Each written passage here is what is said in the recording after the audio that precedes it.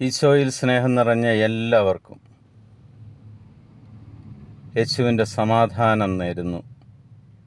ഇന്ന് നമ്മൾ ശ്രവിക്കുന്ന തിരുവചന ഭാഗം ലൂക്കായുടെ സുവിശേഷം 3-ാം അധ്യായം 21 22 തിരുവചനങ്ങളാണ്. ജനം സ്നാനം സ്വീകരിച്ചുകൊണ്ടിരിക്കുമ്പോൾ യേശുവും വന്ന് സ്നാനമേറ്റു. അവൻ പ്രാർത്ഥിച്ചുകൊണ്ടിരിക്കുമ്പോൾ സ്വർഗം തുറക്കപ്പെട്ടു.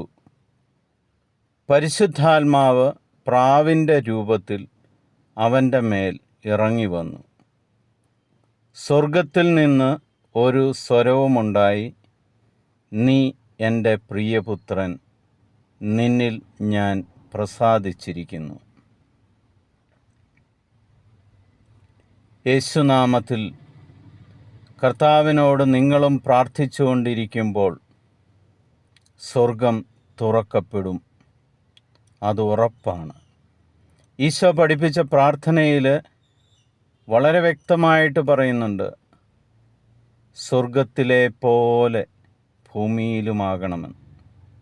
സ്വർഗത്തിൽ എന്താണോ നിങ്ങൾ പ്രാർത്ഥിച്ചുകൊണ്ടിരിക്കുമ്പോൾ നടക്കുന്നത്, അത് തന്നെ ഭൂമിയിലും ആകണമേ എന്നാണ് നമ്മൾ പ്രാർത്ഥിക്കുന്നത്. നമ്മൾ മറന്നുപോകുന്ന ഒരു കാര്യം, പ്രാർത്ഥിച്ചുകൊണ്ടിരിക്കുമ്പോൾ സ്വർഗം തുറക്കപ്പെടുമെന്നും പരിശുദ്ധാത്മാവ് നിങ്ങളുടെ മേൽ വന്ന് നിറയുമെന്നും ഉള്ള വിശ്വാസം. ആ സമയം കർത്താവ് വളരെ വ്യക്തമായിട്ട് പറയുന്നുണ്ട്, മോളെ, മോനെ, നീ എൻ്റെ പ്രിയപുത്രനാ. നിനക്ക് എന്തു വേണേലും തരുവാൻ ഞാൻ സന്നദ്ധന. എന്നെ നീ ആരാധിക്ക്. ലോകത്തിൻ്റെ പുറകെ പോകാതെ എന്നെ നീ ആരാധിച്ചാൽ, എൻ്റെ മുന്നിൽ നീ പ്രാർത്ഥിച്ചാൽ, സ്വർഗം തുറന്ന് നിനക്ക് വേണ്ടതെല്ലാം ഞാൻ തരും. പ്രിയ സഹോദരങ്ങളെ, നിങ്ങളുടെ പ്രാർത്ഥന സമയത്ത് കർത്താവ് സ്വർഗം തുറന്ന് നിങ്ങളെ നിറഞ്ഞ് അനുഗ്രഹിക്കുന്നതിന് വേണ്ടി ഞാൻ പ്രാർത്ഥിക്കുന്നു.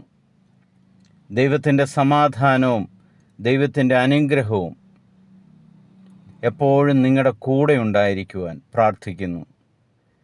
ദൈവത്തിൻ്റെ പ്രിയപുത്രനായി, പ്രിയപുത്രിയായി നിങ്ങളിലും ദൈവം പ്രസാദിക്കുവാൻ ഈ നിമിഷം ഞാൻ കർത്താവായ ദൈവത്തോട് പ്രാർത്ഥിക്കുന്നു. ഇന്നത്തെ ദിവസം നിങ്ങൾക്ക് അനുഗ്രഹമായി മാറട്ടെ. ദൈവം സമൃദ്ധമായിട്ട് നിങ്ങളെ അനുഗ്രഹിക്കട്ടെ. ഈശോ മിശിഹായ്ക്ക് സ്തുതിയായിരിക്കട്ടെ.